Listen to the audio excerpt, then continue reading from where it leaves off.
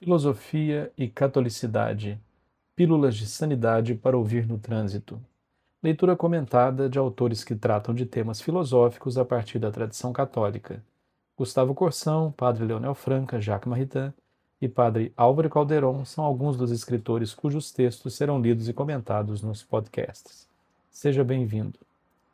Hoje, na parte 2 do episódio 2, que consiste na leitura comentada do artigo de autoria de Gustavo Corsão, A Matéria Essa Desconhecida, daremos continuidade aos temas apenas esboçados na parte 1 deste episódio 2. Naquela ocasião, nós verificamos o modo predominante do conceito de matéria, tanto do ponto de vista do senso comum, quanto do ponto de vista da filosofia predominante, da filosofia vencedora, digamos assim, acerca do tema matéria.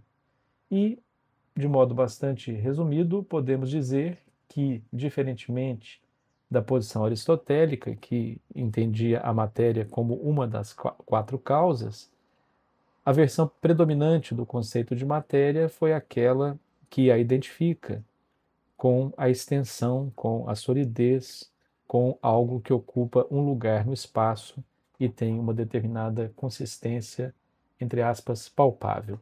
Então, hoje nós iniciaremos a leitura do artigo de Gustavo Corsão, que trata do tema, e cujo título é, como já se afirmou, A Matéria, Essa Desconhecida. E compreenderemos hoje a razão pela qual Gustavo Corsão dá à segunda parte do título do seu artigo essas estranhas palavras, essa desconhecida, em relação a algo que parece tão evidente, isto é, a matéria.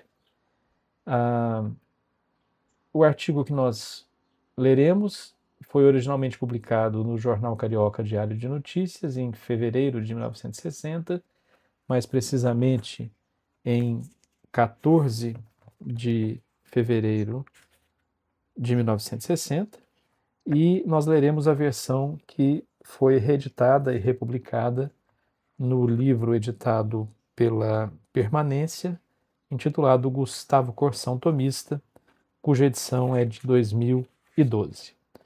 O texto está nas páginas 47 a 51 da obra citada. A leitura do artigo, portanto. A matéria essa desconhecida. Na base da filosofia da natureza, da tradição aristotélico-tomista, está o ilemorfismo, doutrina que afirma a necessidade de dois princípios, a matéria e a forma, para explicar os seres do mundo físico.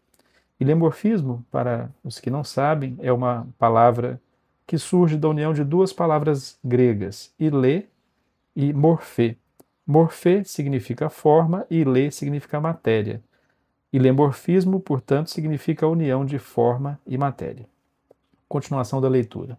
À primeira vista, como costuma acontecer com as noções ao mesmo tempo simples e fecundas, a teoria aristotélica parece um puro verbalismo que não explica coisa nenhuma, ou que explica claramente demais, como quiseram fazer Descartes e seus descendentes. Na verdade, a noção aristotélica de matéria é uma noção obscura, uma vez que é sempre pela forma e pelo seu fulgor que a inteligência apreende o segredo das coisas. A matéria é uma espécie de não-ser, obscuramente subjacente a todo o mundo físico e por si mesma ininteligível. Veja-se então que aqui Gustavo Corsão já começa a encaminhar a argumentação do texto para uma noção de matéria que não tem nada a ver com a noção predominante no senso comum e predominante na filosofia pós-cartesiana ou posterior à modernidade do século XVII, que compreende a matéria como pura extensão. Por forma, na teoria aristotélica, entende-se não somente a forma superficial, o contorno, a forma geométrica, mas qualquer determinação que faz uma coisa ser o que ela é. Num pedaço de mármore, por exemplo, não é o mármore a matéria e o feitio a forma. O fato de ser marmóreo, o objeto, já é uma determinação e uma forma. Então, assim como no caso de um pedaço de ferro, o fato de falarmos ferro já significa que compreendemos a forma ferro em determinada matéria, a forma chumbo em determinada matéria, que nós chamamos de chumbo, a forma madeira numa determinada matéria, que nós compreendemos como um pedaço de madeira, e assim sucessivamente. Então, rigorosamente falando, não existe matéria pura. A matéria é o indeterminado, e quando nós nos referimos aos corpos que existem no mundo, nós já estamos nos referindo ao acoplamento entre ilê e morfê, ou seja, entre matéria e forma. Continuação do artigo. Por degradação semântica, ou seja, por perda de sentido, a expressão matéria costuma ser aplicada em qualquer substância que sirva para receber uma outra forma determinante. Nesse sentido, o feitio da estátua, ou seja, a forma da estátua, está para o mármore como a forma está para a matéria. Essa matéria referida a uma forma determinante, suplementar, como o mármore da estátua, a madeira dos móveis, o ferro das grades, etc., não é a matéria-prima aristotélica. Os filósofos a chamam de matéria segunda. A matéria-prima aristotélica não é também, evidentemente, a matéria-prima da linguagem industrial. É um princípio de ser, um substractum, um ininteligível. Ser em pura potência, em pura capacidade de ser, só se atualiza, ou seja, vem a ser de potência a ato, quando recebe uma forma determinante. Há na matéria algo que poderíamos chamar de máxima passividade, de máxima indeterminação, se é razoável usar tais superlativos em coisa tão subjacente. Um bom professor de filosofia jamais aconselhará seu aluno a fazer um esforço para compreender o que seja matéria. Mais depressa, ele o aconselhará a se esforçar por compreender o que ela não é, ou o que ela fica sendo em conúbio, ou seja, em união com a forma que a fecunda. Creio que é do próprio Aristóteles uma comparação que trata a matéria como coisa feminina e a forma como coisa masculina. Claro é que tal comparação só serve para assinalar o aspecto de princípio passivo que recebe de outro a determinação da forma. Podemos ainda, numa comparação teológica, dizer que os atributos da matéria, se até essa expressão podemos usar, são os opostos dos atributos de Deus. Onde em Deus formulamos o ato puro e a plenitude de ser, na matéria, ao contrário, formulamos algo que seria uma pura potência. Os dois extremos são inacessíveis à visão direta da nossa inteligência. A matéria, por ser completamente destituída de luz própria, de forma. Deus, por ser luminoso e inteligível demais para nossos olhos de coruja. A suma inteligibilidade de Deus é qualquer coisa como o excesso de luz que não nos deixa ver o sol. Ao contrário disso, a ininteligibilidade da matéria vem de sua indeterminação, de seu não ser. Em ambos os lados, há para nós dificuldade e mistério. Veja-se então que, em contraposição à tese vigente acerca da matéria como algo extenso e palpável, Gustavo Corsão, fundando-se nas teorias aristotélico-tomistas, estabelece a matéria como uma das causas e a concebe como aquilo que é indeterminado, à espera de uma forma que a fecunda e dá origem àquilo que nós chamamos de corpos. Dificuldade de conceituar, mas ao mesmo tempo necessidade intelectual de firmar a existência daquele obscuro princípio, sem o qual os seres físicos seriam absurdos. Um dos erros mais curiosos, e até diria mais divertidos, dos tempos em que triunfa a ciência empírica, é o de pensar que a matéria é mais inteligível do que os anjos e Deus. Não é. O que é inteligível é a forma de que se reveste a matéria. A matéria é um pouco como aquele homem invisível de H.G. Wells, que, farto da invisibilidade e com nostalgias do comportamento normal, cobria-se de esparadrapos para se tornar visível. O que é visível para a inteligência é o que os filósofos chamam, aspas, a quididade do ser sensível ou material, fecha aspas, ou seja, o seu quid, o seu ser, que na verdade é dado pela causa formal. É verdade que para a faixa de nossa ótica intelectual, a máxima visibilidade está nos seres corpóreos, e é verdade que neles é que firmamos o pé da razão para os saltos analógicos que nos levam a outros seres. De certo modo, pode-se dizer que a matéria, trazendo um abaixamento de nível, realizando uma espécie de diafragmação, torna o ser corpóreo dotado de uma luminosidade máxima para o olho humano, embora não máxima em si mesmo. Outro erro, não menos curioso, da cultura imbuída de nominalismo é aquele que vê na matéria a explicação máxima das coisas. Quando o Corsão se refere aqui ao termo nominalismo, é uma corrente filosófica do século XIV, especialmente desenhada por Ockham, e, em resumo, nos diz, ou afirma, melhor dizendo, que nós não temos acesso à essência das coisas ou à causa formal das coisas para as inteligir. Nós apenas damos nomes às coisas que nos são inacessíveis. Daí o termo nominalismo. E, no fundo, significa uma impossibilidade ou a constatação de uma impossibilidade de acesso à realidade mesma das coisas. E esse acesso só se daria, do ponto de vista aristotélico-tomista, como nós estamos vendo, por uma inteligência, por uma capacidade de compreensão da causa formal dos corpos ou das coisas. Essa hipertrofia da causa material, causa que sem dúvida merece o devido respeito, se não sai de seus limites, é uma das características dos novos bárbaros e é, sem dúvida, um dos parâmetros principais desse fenômeno que chamaríamos de impotência filosófica, para não usarmos nomes mais grosseiros.